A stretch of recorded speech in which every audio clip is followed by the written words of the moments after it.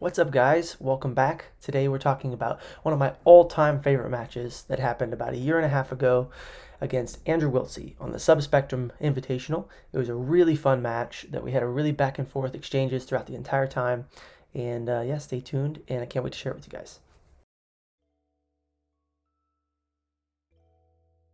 All right, everybody, let's go ahead and get into it. Before we get started, I would love to give a big shout out to Subspectrum BJJ for allowing us to use this footage for the channel. I really appreciate it, Jordan. Thank you so much for the footage. Make sure to check them out on YouTube. I'll put it in the description. So here's the match getting started. This is me in the all black and Andrew Wiltse in the black with the yellow show your old rash guard. Me on top here. Andrew hit a guard pull and is now looking for inside position with his legs. Us both a battle there with our heads, trying to get good head position. I'm scooping that far leg there, trying to set up one of my favorite passes, one of that smash pass style body lock. But if you guys know anything about Andrew Wiltse, which you should, because he's an absolute beast, he has such a flexible guard, really a lot of dexterity, a really tough problem to try to solve when you're on top. So this is a really fun match because we really go back and forth with sweeps. He even passes my guard. A lot of really cool stuff happens, so I don't want to spoil too much, so let's get right back into it. From here, I'm blocking the hip and I'm putting a lot of pressure forward. I use this to try to fall back onto his leg and enter into a leg lock position. I figured it was one of my best routes of success against Andrew because I know that he's not, IBJJF style game, not too well versed in the leg locks then, because again, this was a year and a half ago, and I felt like I had the edge there. So you might see me attacking the legs quite a bit. He ended up clearing his knee line and stepping over, so he ended in like that calf slice style X guard position, where he ended up taking his leg out and we reset to the center. From here, I'm trying to really invert and get to his legs. Like I said, I tried to attack his legs a lot in this match. I figured it was a way that I could get some things in some of my attacks off. And I'm trying to hand fight here and get closer to his legs using that X guard or that shin shield. And he's doing a really nice job about controlling that outside ankle, making it to where I can't really pummel with my leg. And then he's also hand fighting and keeping it at a good distance. As you notice, I try to throw my leg over to hit that false reap position. If you guys want to look that up later, that's a really cool leg lock entrance that I like to use a lot. And he's able to kick his leg out, and we end up actually standing back to the feet.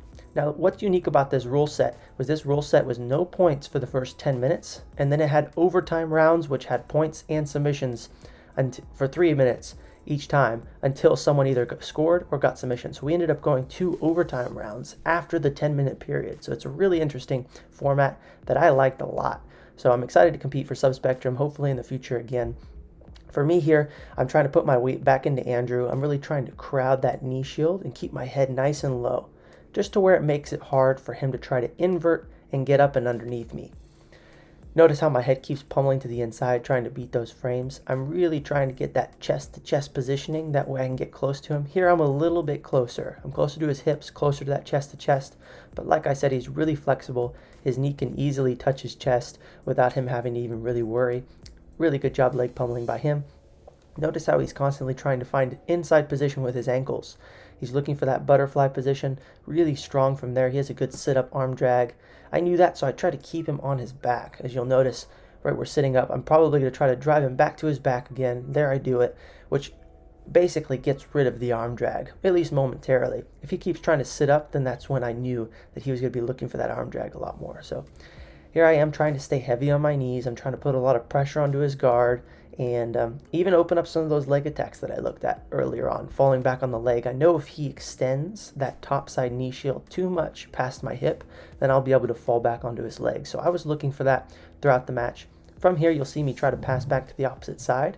I went for a leg drag, but I ended up not really clearing past his center line and landed straight into the closed guard. So not a great movement by me, but at least I didn't get swept. From here, I'm trying to keep my hands off the floor, because if my hands start going to the ground, that's when he can start going for kimuras, sit-up sweeps, even looking for underhooks to start going to my back. So you'll notice my hands stayed off the ground, and from there, see, I fell back on his leg once more. I'm really trying to wait till his ankle got shelved onto my hip, and I felt like it was trapped, and then I could fall back. But as you can see, his legs are really flexible. He was able to easily pummel out and get his leg free, and then now here he is on top.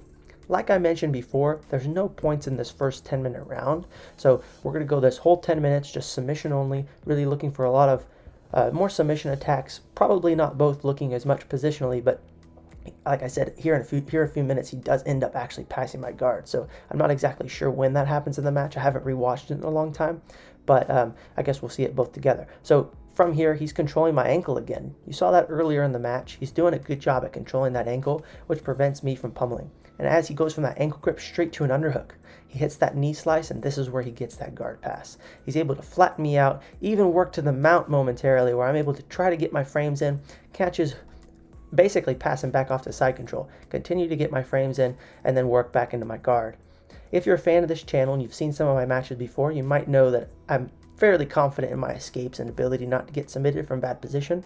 So you can go rewatch some of my videos. I just posted one, me rolling with Cyborg, where I was able to hit a lot of different escapes, and I have my own BJJ Fanatics escape instructional that you guys can check out alongside Andrew Wiltse's instructionals as well. So check us both out on there. We would love the support. That helps us continue to make content like this possible, and it really helps support our journey. So I would appreciate that.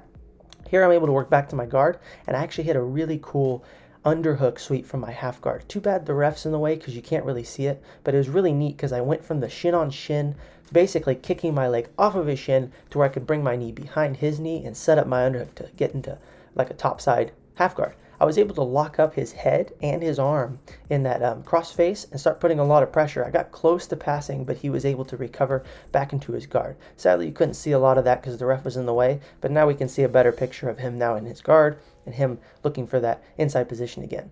Here I tried to pass more to the head. I didn't have much success earlier on trying to pass close to his hips, so I was trying to change it up. I think that's something that's super important whenever you're trying to pass someone's guard, especially someone like Andrew Wiltse, who has a very tough and an almost annoying guard to try to pass on bottom or on top. So I like to try to change it up, going from side to side, even passing to the head, then diving back to the hips. That will be a big benefit to you guys if you can't pass someone's guard. Constantly giving them different looks and making them worry about other things. Then it makes it easier to originally hit the attack that you want to go for. So from here, again, I'm still now trying to crowd his hips, get close to him, but he's, as you can tell, he's kind of pummeling to the inside there with his hands on my arms, almost doing like a double no-gi lasso, which prevents me from getting that inside position. Notice how he constantly pummels his leg around my arm and almost lands like a lasso grip there. I'm trying to clear his foot with my knee and wedge my elbow to the inside there so that I can start driving my knee to the floor and worked almost like a half guard, but he is just so flexible and hard to pass here. As you can tell, I hit that like punch through pass and he just got right back into his guard here and was right back onto the attack. So we reset center. This was a really cool atmosphere here at this tournament because if you can tell, all the people on the side, that was like the entire Pedigo crew that was cheering him on the whole time and just made it a really fun environment. So I really appreciate the environment that Subspectrum puts on, and feel free to check them out if you guys are in the area in which they're putting on tournaments. Definitely sign up and compete for them because it's a fun time. From here, I was a little bit too lazy with my elbow away from my hip, and he actually snatched on a loose omoplata, which allowed him not only, or not to get the submission or anything, but enough to sweep me and to get on top. The reason why I say it was loose is because it wasn't quite on my shoulder. It was more like a bicep slicer. It was kind of on my elbow, so it allowed me to pull my arm out, but it wasn't enough to submit me, but it was enough to get on top and score that point. So that was a really cool transition there from Andrew. And here he is on top working his what he calls buzzsaw passing. He says it's just like a chain of attacks that he likes to just to continue to go through until he can eventually hit a really cool pass, basically gassing your opponent out on bottom. And as you can tell, it's pretty effective. I mean, he hit that nice knee slice pass that he hit earlier on me, and now he is here again on top, trying to accomplish another guard pass. I think I'm a little bit more aware of that now because I've never trained or competed against Andrew before. So my first time, and I realized really early on after he hit that pass that I want to stay away from him passing to that side with the underhook. So you'll notice I start playing a lot more guard onto my left hip versus my right hip. Here I am trying to scoop that far leg and pull him into either like a 50-50 or even chain it together. Look how I'm going for that underhook, trying to sit up for that half guard sweep again that you guys didn't quite see earlier when the ref was in the way. But I'm trying to chain those together and constantly follow him, but he is doing a good job at recentering and kicking his legs out. And look at the head battle there. Both of us have good head positioning. That's another thing that's really important when your opponent on bottom is trying to attack your legs. If you can keep your head in between their head and your legs, so lower than their head, then it's really tough for them to start scooping your legs and getting into leg lock positions. So Andrew's very savvy to that, and you can tell as he keeps his head nice and low. Here I'm trying to go for that false reap again, but he was able to pummel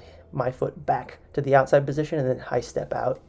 And here he is he's trying to establish double inside position. He's a knee slice guy. He loves the knee slice. He loves the Toriandos. So that's what he's looking for. For me, I'm trying to just kind of keep the pace going. Again, these are long matches. It was a 10-minute match, and then multiple 3-minute overtimes are possible. So I was trying to pace myself, even though it was fairly high pace as of now. From here, we reset back to the center, slap bump, and we kind of hit these mercy grips. I'm not a big fan of the mercy grips, especially more lately. I find that it should be a little bit maybe illegal in competitions. I feel like it's a stalling tactic. That's why you saw me go for an arm drag right off of it, not trying to hold it, because when you guys lock hands like that, it's more just trying to hold each other versus anything. Not really a lot of attacks from there. So I don't really try to play with the mercy grips too much. I think that's the end of the 10-minute period now. So we're entering into the 3-minute overtime. Like I mentioned, it's either, I think it might be first to score, or no, it's not first to score. It's just if you score in the 3-minute period and the time expires and it's not an even score, then you win. Or if you submit within the 3-minute period, you win. So it's a pretty cool rule set, kind of like ADCC in a way, so because you get to restart standing. But guard pulling is allowed. So as I tried to pull, Andrew actually took me down. And as we continued to scramble and get back to the feet, I was able to avoid points, but that was a really close call. And he sat to his butt there.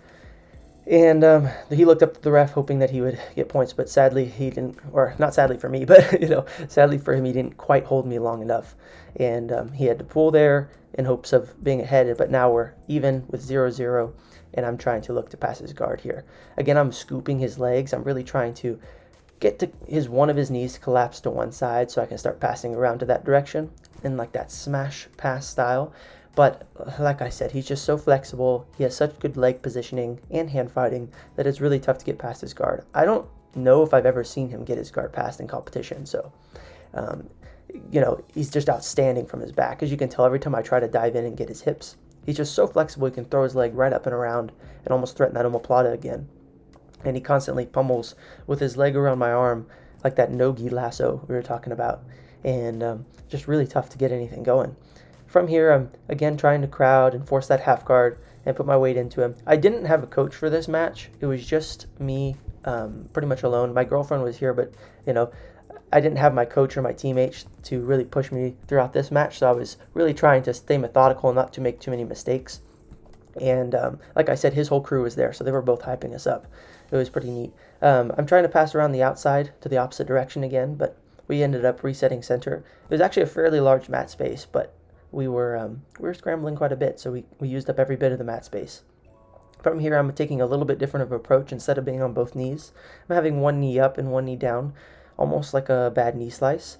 This is kind of what I wanted. I wanted him to tie up my leg so I could start attacking his leg. And in this instance, it would have been points, but since I attacked the submission and then we kind of kept moving, he didn't solidify, because again, they're going by ADCC rules, and then we continued to scramble. They said it wasn't considered points, but I was pretty concerned that would have been points. So I'm not 100% sure, but based off of what they told me with me attacking the submission of the footlock in the beginning and then changing it to that heel hook and then us kind of scrambling and not settling on top, it wasn't considered points. So he ended up standing back up and pulling again. It's still 0-0, and here we are, me back on top trying to pass again. From here, I'm trying to pin his ankle and almost staple it with my shin. I was trying to do this, but he just pulls his foot out pretty much right away. But I was trying to staple that shin so that I could prevent as much leg pummeling, because he's just so good at leg pummeling, as you can tell, as I'm continuing to try to chain together passes from there. He just constantly leg pummels. For me, I'm trying to pass to the opposite side now.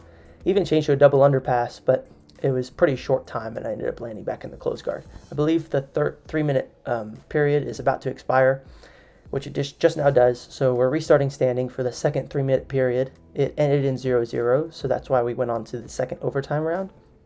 And I could tell he's a little bit tired now. We were fighting at 185. I don't think that's Andrew's ideal weight, and it's certainly not mine either, but I felt like I was a little bit better shape for this match, so I was really trying to continue to push the pace. And I felt like I had, the longer the match went on, the more advantage I had. So from here I pulled, and trying to get in back to his legs again. I noticed he was a little bit tired because he was slow to stand on the last 3-minute over period, so I was trying to push the pace a little bit more. Again, you can see that head battle My head's a little bit lower than his, but he was still able to keep that eye length where we kind of both looking at each other, which makes it harder for me to get into his legs, which is really good. And you guys should definitely try to apply when someone's trying to get into your legs. All right, now this next exchange is what determined the result of the match. So I want you guys to pay attention real quick. I ended up hitting a fake arm drag to scooping his outside leg and past the 50-50. From here, since his leg was bent, I was able to invert halfway, expose the heel, and get a heel hook finish against him. And I was really happy when that happened because it was a long match, and we were both pretty tired after that. But it was a really cool win and just a really cool overall match that I had a great time. I have a lot of respect for Andrew Wiltse and all the Pedigo crew, and definitely check his YouTube channel out. He has a lot of great content, and he also has BJJ Fanatics content. He has a bunch of DVDs out for sale that you guys can check out. So I'd encourage you guys to just follow along his journey if you guys don't know already. Sadly, everyone, that's the end of the video, but I hope you guys enjoyed the commentary and really enjoyed the match as much as I did. I had a great time out there competing against Andrew Wiltse. I've been a fan of his jiu-jitsu for forever, and I'm still a fan of his jiu-jitsu. I've watched him since, I was a green or yellow belt, so I really enjoyed having a match with him. Great time as always. Make sure to check him out on his Instagram, all of his upcoming matches and his content coming up. Make sure to check me out at the ADCC Trials next weekend and a half away. So it's coming up real soon. I would really enjoy if you guys, tuned in, posted about me competing. I really feel that of support when I'm out there, so I would love it. And thank you as always for tuning in, subscribing, and everything. I really appreciate it. I'll see you guys in the next video. Make sure to continue to have fun out on the mats as always. And God bless, guys. I'll see you in the next one. Thank you so much.